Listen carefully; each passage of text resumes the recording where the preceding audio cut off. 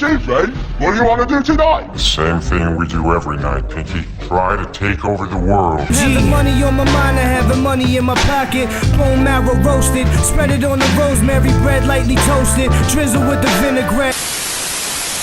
What's up YouTube, it's your boy Kakashi Crypto. This is how's going down. In this episode I'll be giving you guys a market update. We'll be talking about the following coins: Reef Finance, how it's linked with Polkadot.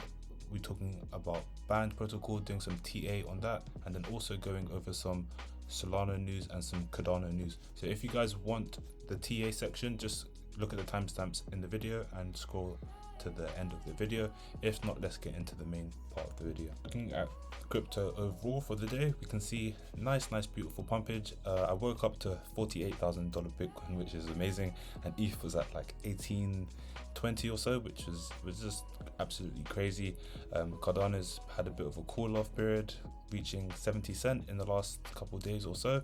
Litecoin as well, I was telling you guys about Litecoin. It surged, I think, just under 170, which I did make a signal play and sort of give to you guys if you are interested in trading. Dogecoin has sort of calmed down a bit. Looking at the top gainers really quick, BitTorrent up 131% in a freaking day. Man, I wish my I wish my foresight was as good as my hindsight, man. Pancake Swap as well, Terra, man, it's just crazy. Any losers? Voyager token down a bit. Seems like it's in the consolidation range. Swissborg as well down a bit, but yeah, this is nothing, man. This is nothing. Okay guys, after looking at today's top performing coins and worst performing coins, we'll be looking at a short clip and what Tesla's $1.5 billion purchase of Bitcoin means in terms of how the market will react to it. So let's have a look now. Tesla adds Bitcoin to its corporate treasury. The US 30-year yield is now above 2%, and the XLF financial sector ETF is now above its 2007 highs. There's so much to talk about it, and I'm very glad to be joined by Real Vision Managing Editor Ed Harrison to break it all down. Ed, how are you doing? Very good. Jack, let's get right into it. Let's get right into it. So with the first story, we have Tesla Motors announcing in its annual report today that it added $1.5 billion worth of Bitcoin to its policy. And it also indicates that it will plans on accepting Bitcoin as a form of payment. Bitcoin surged to new highs to 43. Bitcoin surged to new highs to $43,000. Ed, what do you make of this? Yeah, I even saw 44,000. I think it's very interesting. I was talking to Lynn Alden today. This is a interview that's going to appear on the platform on Thursday, and asked her what she thought about it because she follows the crypto space very closely. And her view is that it's a positive thing by and large. You're not going to see Procter & Gamble, she says, do this move anytime soon. But at a minimum, you could see more adoption by other corporates into the crypto space, specifically Bitcoin, as a result of this. They'll be thinking about it again as a result of Elon Musk being sort of a first mover. He's probably the third mover. There's Michael Saylor who did this, another company that Len mentioned that I can't remember, and then now Tesla as well. The big thing is in terms of the announcement, in terms of accepting Bitcoin as payment, it's all about the volatility at this point in time. You know, once the volatility slows down, once you have more adoption, then you'll get more adoption. So it's a bit of a chicken and an egg in terms of getting that happening. And it's just a matter of time as long as the volatility goes down. That's the key difference here. So Ed, it's interesting now, if you look at the market cap of Tesla to Bitcoin, they've been sort of racing off each other over the past year. Bitcoin now is at $700 billion, whereas Tesla is at $820 billion. Which do you think is going to reach $1 trillion first? That's funny. If only I knew. You know, that's the $1 trillion coin question, just to create a pun there. I have no idea, but it is interesting that you say that they're playing off of each other. The question is whether or not the dynamics underlying both of those markets are the same. I don't know if they are. I think that there is a degree to which they are the same. They're representative of people chasing assets higher, but in certain other ways, they represent opposites in the sense that Tesla represents a new future in terms of people chasing an asset higher because they're bullish on the overall economy and where things are going. Whereas, supposedly cryptocurrencies, Bitcoin, it's supposed to represent a hedge against what the Fed and what fiscal policy is doing to the dollar and to inflation. So I'm going to read from the Tesla 10K what they said about their decision to buy Bitcoin. And it's sort of in lawyer speak, in accountant speak. And then you're going to tell me what it means in real person language, right? Okay?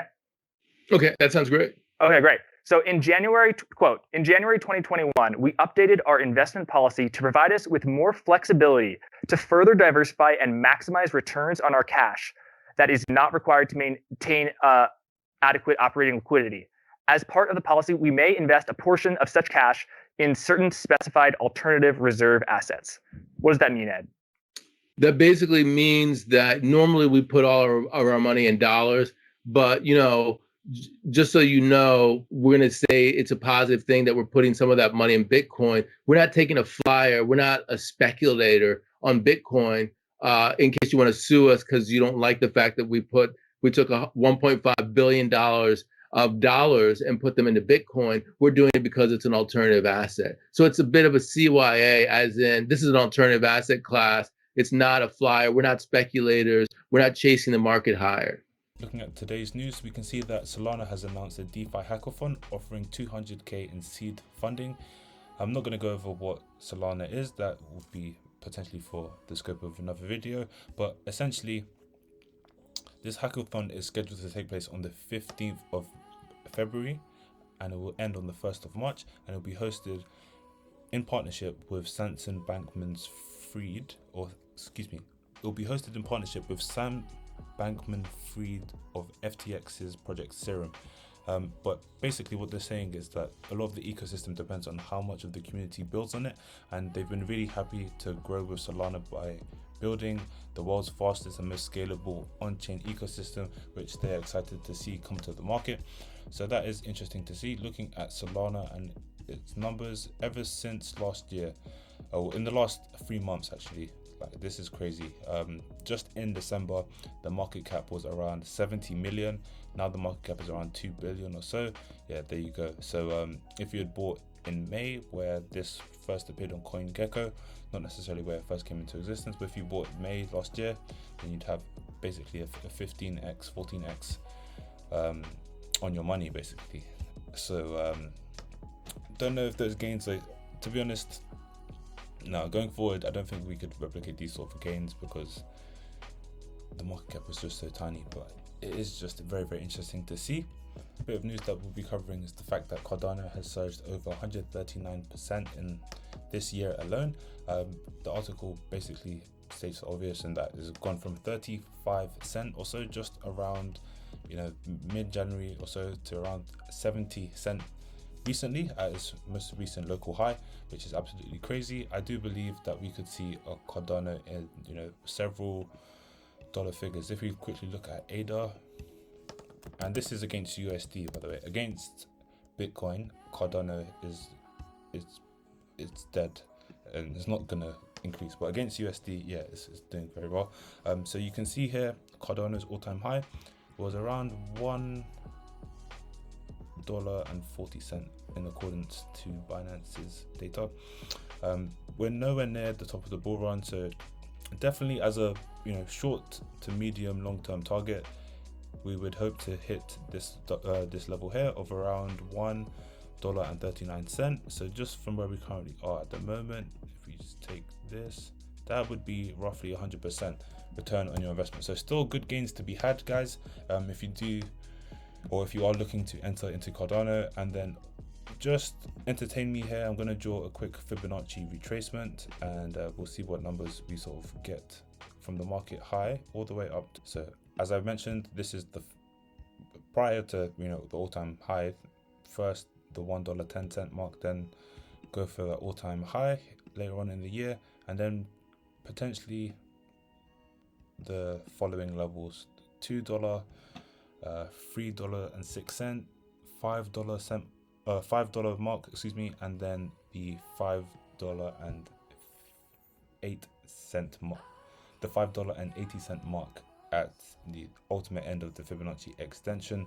I don't know how likely this is to happen, but just keep an eye on these levels. If you are staking your ADA on places like crypto.com, I would be very careful with the time frames that you allocate your crypto on these platforms, because ultimately you wouldn't want a situation where you bought some here or so and you stake it, it gets released, and then you stake it again, and then ultimately by the end of that second staking term the value has gone down. So potentially, stake for a month or use the flexible option. Up to you guys. Not financial advice, just my thoughts. Okay guys, so as I mentioned, I will be talking about Reef Finance today. I'll play this little clip because funnily enough, KSI was actually talking about it in a recent video. He posted a tweet about it. I'm really into cryptocurrency. I have a lot of money in Reef. But Reef Finance is a coin that is correlated to the Polkadot ecosystem, and it was a Binance launch pool product. There have been a number of successful Binance launch pool products. In terms of performance, Reef hasn't done anything yet because it's quite new, but historical projects from the top of my memory that have done well are projects like Alpha Finance that did amazingly well, and it went completely under the radar. So ultimately getting in early at times like this is quite good. Band Protocol as well, in the DeFi boom of last year during summer, it did very, very well. And then there was recently another project called SafePal. I don't actually know what the performance of SafePal has done, but let's have a quick look. I'm sure it wouldn't have done too bad. So there you go guys, SafePal is another Binance launchable product, and it's absolutely booming. I would need to do some actual research into what this coin is, because that is crazy. That is actually crazy. Apparently it's been around for 1 day or so. So that's the power of getting in early, guys. Obviously in the last 24 hours the market cap went from 151 bits, so it's still fairly high market cap. They are basically a DeFi protocol, so they get liquidity from dexes and sexes. Okay, it sounds a bit weird saying that, but they interact with different decentralized exchanges such as Uniswap, 1inch, Kava, as you can see here, and then they also are co-integrated with sexes like Binance, Kraken, and essentially what it is, in my understanding of it, is a yielding platform. So they have, we can quickly go over the roadmap. You can see how it's been planned. They had the launch pool.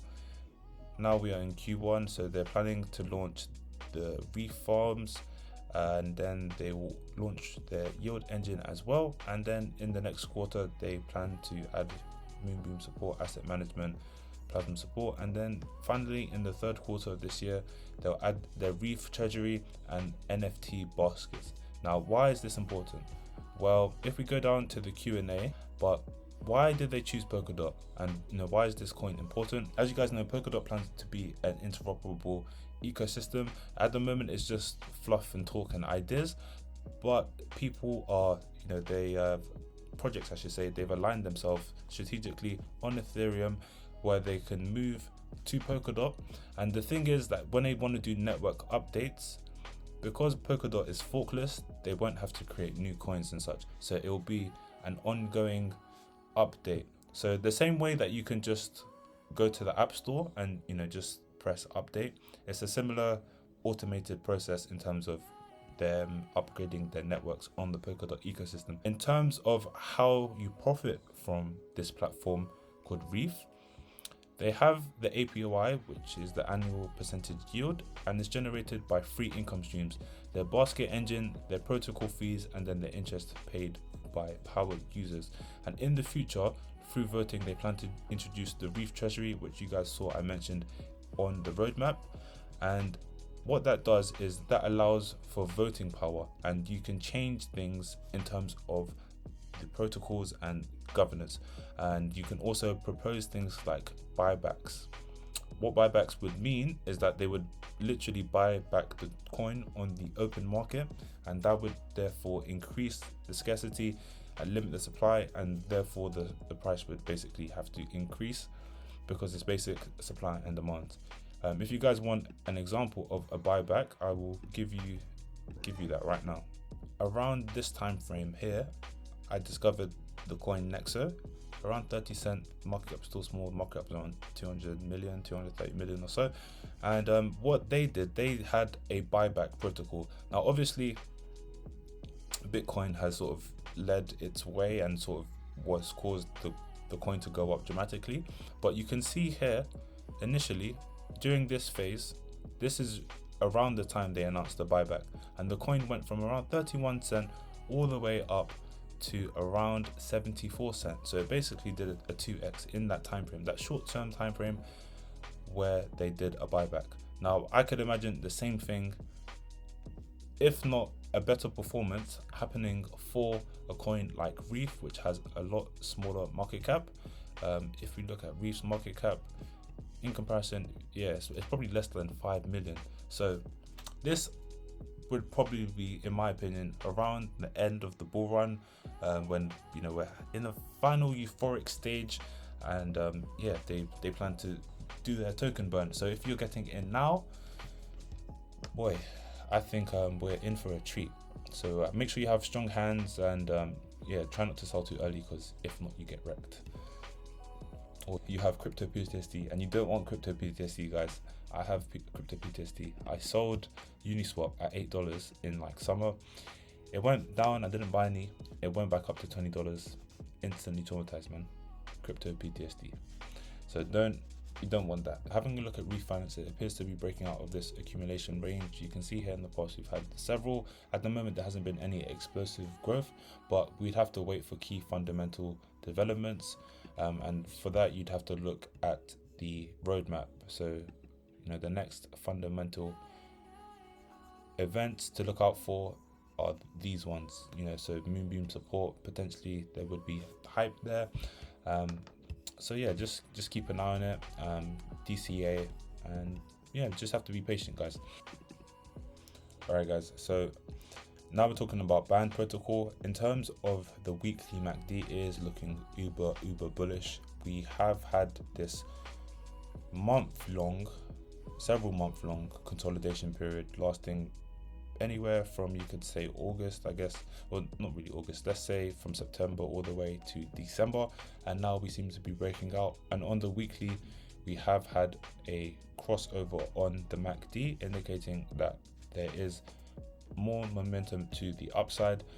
Obviously there's going to be zigs and zags, but in terms of a price target for band protocol, I would say this level here, this is the Fibonacci level that I drew out previously, so around the $14 mark. And then obviously we need to take out the previous high of around $17, and then from there price discovery. So it's hard to predict, but if you draw a fib, you could sort of estimate as to where the price would be in the immediate short term. However, as you know, it's about probabilities, nothing is guaranteed. Another coin that I did want to mention is Kava. So Kava against USD is pumping a lot, especially on the weekly chart. It looks similar, eerily similar to how band is, maybe just after, but in terms, look, you can see here consolidation phase. It looks like one massive double bottom in terms of W like such. Obviously these things aren't perfect. Altcoins you can't really chart with TA, because the price action is very irrational, but in general I get the same trend from Kava that I do from band, that the trend is going upwards. Now obviously we need to come back to test these previous levels. So if I was to draw a quick fib, I have to make that into a t-shirt. Should I draw a quick fib? But yeah, from the swing high to the swing low, you can see here now we are facing some resistance at this Fibonacci retracement level. This is on the weekly. On the daily, let's see how it's looking. Yeah, so on the daily we are currently within the golden pocket, which is between the 0.618 and the 0.5 Fibonacci retracement level. Now if we were to sort of go to the all-time high and replicate this move like we had in summer, then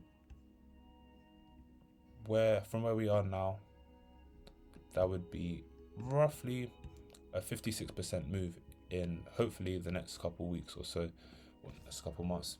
I would hope by the end of March at least. But these things move very quickly, so keep your eye on them, potentially DCA into this position. But what I did want to show you guys was Kava against Bitcoin. Now obviously Bitcoin is gone on a rampage, and this is fairly speculative. What would need to happen is for Kava to go on an absolute tear. So you guys would have to look into fundamental reasons for the price of Kava to go up, for example. And yeah, if this is to play out like it did here, then potentially good gains to be had. However, like I said, very speculative, and for the bullish trend to even be confirmed, I would like to see it come above the 200-day EMA, which is the purple line. That confirms to me that we're in a bullish trend, because at the moment the EMA is trending downwards, so most likely if we don't go above it, it will get treated as resistance. But yeah, fundamental events is what you want to look out for. But that's mostly been the video. I hope you found value in it. If you have, hit the like button, subscribe, all that good stuff. Leave a comment as well. Let me know what you guys think. And yeah, see you soon. Bye bye.